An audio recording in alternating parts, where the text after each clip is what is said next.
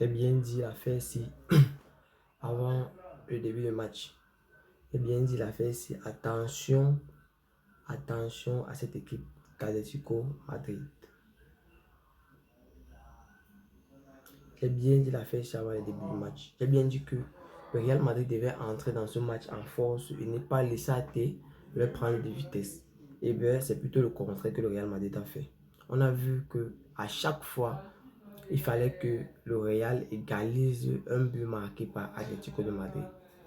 AT a marqué le premier but, le Real Madrid a égalisé. Le deuxième but, malgré que c'était une erreur de communication entre Rudiger et André Lunin, AT a encore marqué un deuxième but. Le troisième, le Real Madrid a égalisé d'abord le deuxième but. Puis, ils se sont retrouvés encaissés un troisième but encore. Je veux dire que ce match-ci a été un match. Ouais, il m'a même parti. Parce que j'ai créé, lors de ce match, lors des égalisations, j'ai tellement crié parce que je voyais un Real Madrid gagner ce match-là face à l'Atlético de Madrid.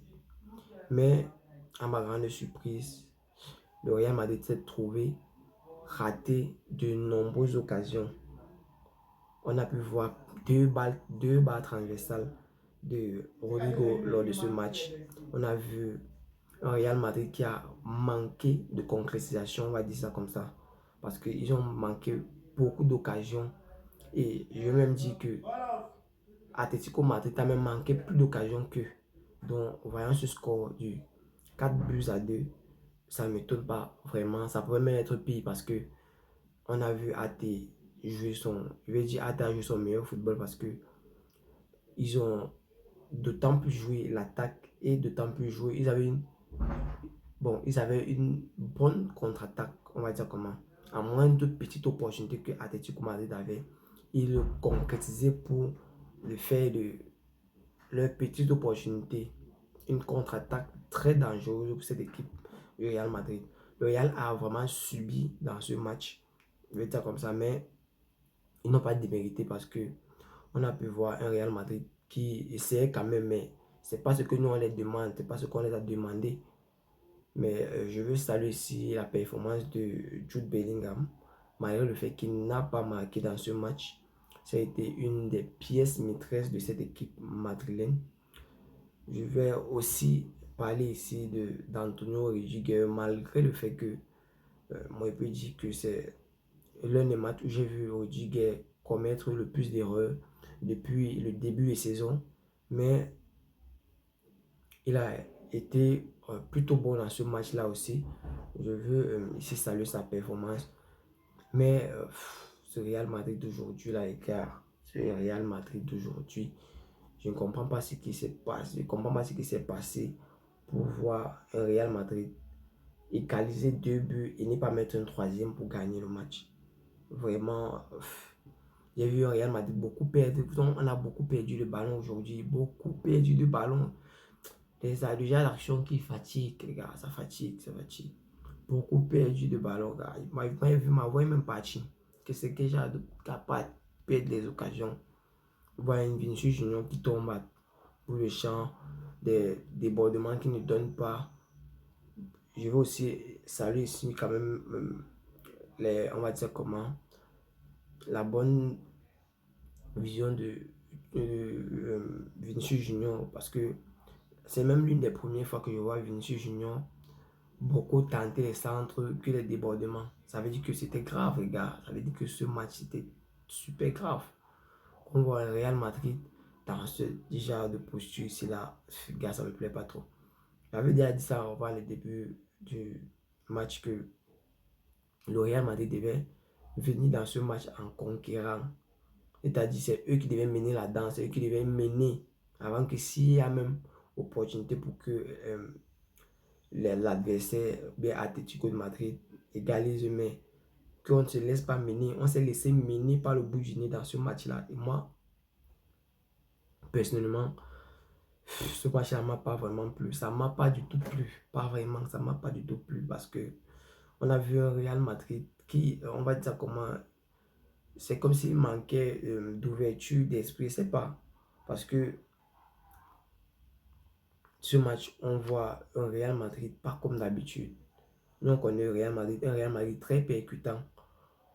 Nous connaissons que AT a changé son style de jeu. AT était d'abord une équipe défensive, mais présentement, AT est une équipe très dangereuse parce qu'ils peuvent d'autant plus bien défendre qu'attaquer. On a pu le voir dans ce match. Ils ont beaucoup eu de contre-attaques face au Real Madrid, manquant même plus d'occasions que le Real Madrid. Je vais dire ça comme ça.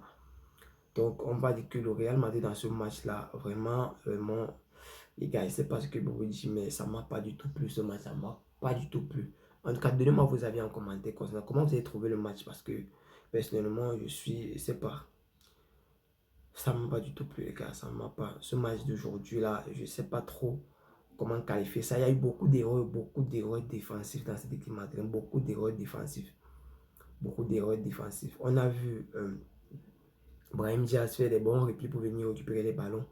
Mais ça n'a pas suffi. Le Real a beaucoup commis d'erreurs.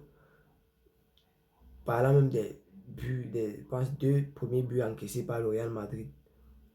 Les deux buts étaient plus des erreurs défensives. On a vu le premier but encaissé. C'est vrai que il ne pouvait pas savoir, mais la tête de Rudiger qui fait en sorte que le ballon se retrouve derrière lui. Il n'a pas constaté, mais c'est cette tête-là qui a causé le premier but. Le deuxième but, c'était manque de communication entre Rudiger et le gardien de but, une fois de plus.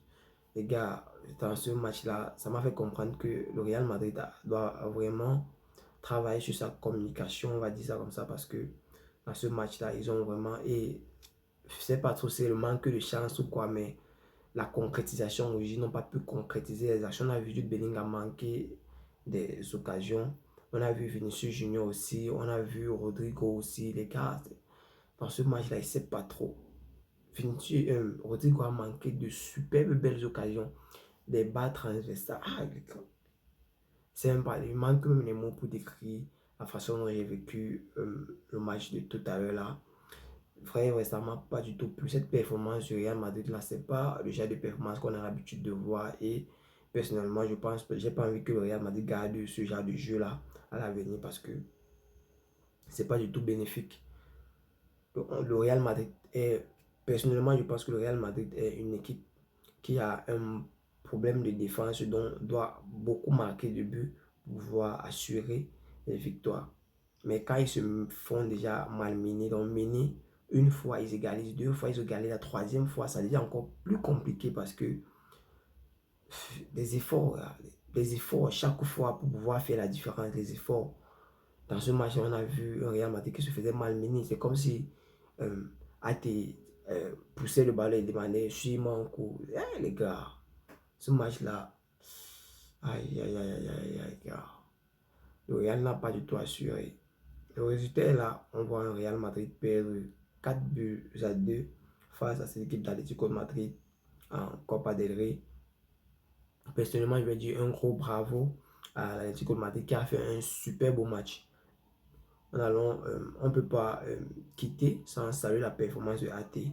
Atlético de Madrid a fait un super gros match ce soir face au Real Madrid. Malheureusement pour nous, supporters madrilènes, AT s'est retrouvé éliminé le Real Madrid en huitième de finale de la Copa del Rey. C'est malheureux pour nous, mais j'espère que le Real Madrid va résoudre ce problème de communication là dans son équipe. Et pourquoi pas les problèmes de repos aussi, parce que moi, je peux porter un peu l'accent sur la fatigue. Il y a les joueurs qui ont constaté les petites fatigues là. Il y a les petites fatigues. Pour ceux qui ont suivi le match de très près, ont constaté que il y a plusieurs joueurs du Real Madrid qui ont un problème de fatigue, donc ils doivent se reposer. Je pense que, comme l'a déjà, comme pensait Carlo Ancelotti, ce match du week-end-là sera un match pour faire reposer quelques de ces cadres parce que le Real Madrid joue contre le dernier de la Liga. C'est pas, normalement, ça doit pas être un match très compliqué, mais il faut aussi faire attention parce que le plus souvent, les derniers peuvent nous réserver des grosses surprises. Bon, les gars, sur ce, c'était juste pour vous partager mes avis concernant ce match-là. ça m'a pas du tout plu, les gars. Ça m'a pas du tout plu. Cette performance du Real Madrid ce soir, ça m'a pas plu. J'espère que le Real Madrid va remédier à ce problème-là et apporter une solution de concrétisation, bien une solution défensive de communication en fait, parce que je vais dire que le problème au niveau de la communication entre les joueurs, notamment les défenseurs et le gardien de but André Lunin.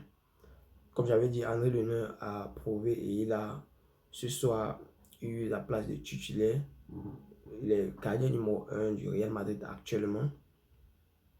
Je ne vais pas parler trop fort parce que j'ai perdu ma voix lors de ce match-là. J'ai beaucoup crié, mais bon, je pense que d'ici demain, ça va aller. Sur ce, les gars, c'était tout pour cette vidéo. C'était juste pour partager mes avis. Donnez-moi vos avis en commentaire. Comment est-ce que vous avez vécu ce match-là? Dites-moi, on va dire comment, que pensez-vous a été le problème du Real Madrid dans ce match-là? Qu'est-ce qui a causé la chute d'un grand Real Madrid qui jusque-là n'avait qu'une seule défaite depuis le début de saison. Et la seule défaite était encore face à l'Atlético de Madrid. Comme je dit tout à l'heure, le Real Madrid devait faire attention. Et bien, c'est arrivé. Madrid s'est vu s'incliner 4-2 au prolongation face à cette équipe d'Atlético de Madrid. Dites-moi vous aviez en commentaire. C'était Wilfried pour vous, Actu Sport Life. Mais avant de terminer, je vais vous rappeler de bien vouloir créer vos comptes SBET en utilisant le code promo de la chaîne qui se trouve là. Vous recevrez tous les nouveaux bonus SBET, commençant par les bonus sur vos premiers dépôts et davantage de bonus pour les parieurs réguliers. C'était Wilfried pour vous. Si vous avez suivi cette vidéo jusqu'à la fin, laissez-moi un like, ça fait plaisir, c'est gratuit. Abonnez-vous et activez la cloche de notification pour ne manquer aucune de mes prochaines vidéos. C'était Wilfried pour vous, Actu Sport Live. Ciao, bye bye, dans une prochaine vidéo.